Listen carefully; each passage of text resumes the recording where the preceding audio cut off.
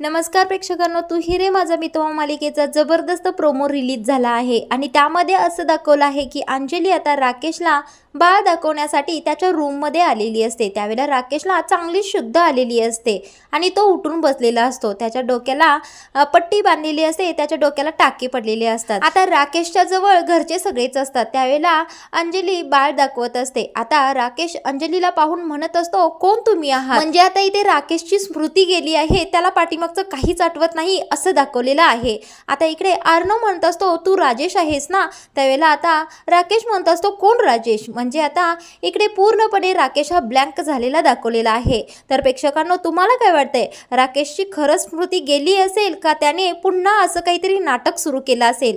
मला तर वाटतंय हा इतका नीच माणूस आहे की त्याने हे नाटकच केलेलं आहे, पण आता हे अंजलीला कळणार नाही। तर प्रेक्षकांनो, या राकेशचा खरा चेहरा आहे की खोटा चेहरा आहे हेच आपल्याला पुढील भागांमध्ये पाहायला मिळणार आहे।